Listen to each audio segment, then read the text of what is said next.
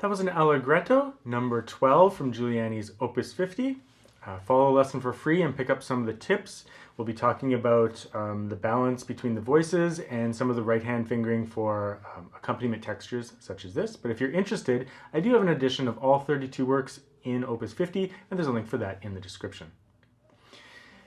So like the last few works that in the opus, this piece is again very clear in its intention and in terms of the voicing of the piece. So we have a very, very clear melody. So you want to practice that melody on its own and get the shaping and phrasing the way you want it before you add in the accompaniment and make it more complicated.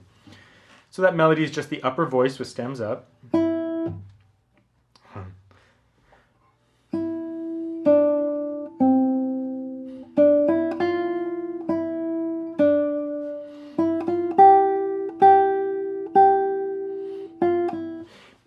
And sometimes it will mix in with arpeggios, like after that. But the intention is probably from bar 5.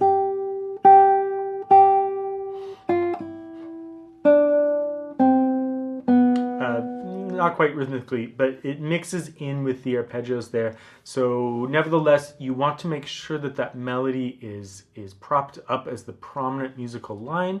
And then you're going to add in the accompaniment. And you could think of this in 3 voices if you wanted, like a bass and melody. Oh, sorry.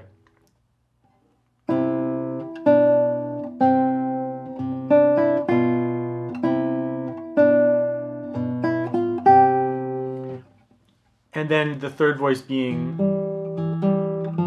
all of the extra inner voice accompaniment if you like. So bass and melody, melody the most prominent. Bass can be fairly resonant. It won't interfere with your melody because it's so low. And then the inner accompaniment, that stuff, very, very soft. Suppress that.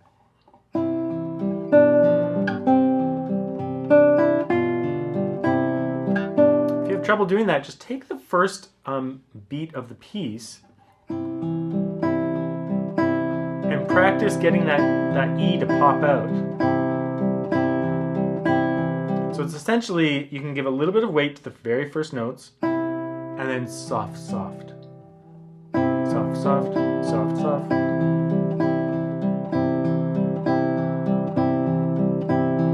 For the right hand fingering, if you like, you can do a rest stroke in the thumb, a very, very light rest stroke, because your thumb is going to play that next string. So by bringing your thumb into the 4th string, it's ready to go on the next note.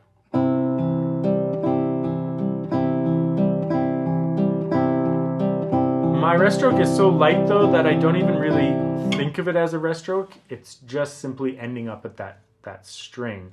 So it's like a slightly deeper follow through, but very, very light.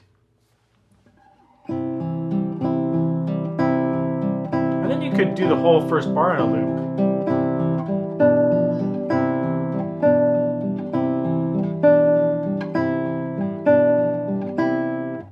Sure you get that upper line to pop out of the texture. Once you've done that with this piece, you're good to go. The rest of the piece is fairly uniform in that regard. I think that's pretty much it as far as what I want to say about the piece, is just really working on that balance and melody and accompaniment with a specific right hand pattern. But let's do a walkthrough to just talk about some of the other oddities in the piece. Go a little slower.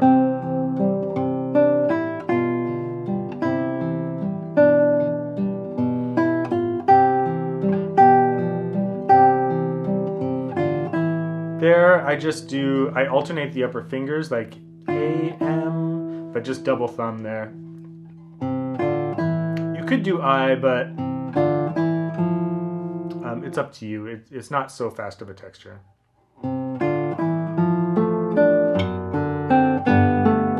I return to the thumb on the F, E, D, bar 9.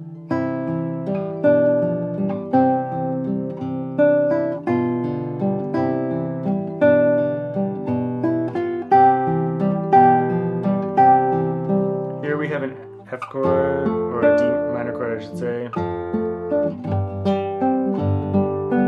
Here, for bar 16, the right hand fingering, P, I, M, A, M, I, A, M, I, A, M, I, P.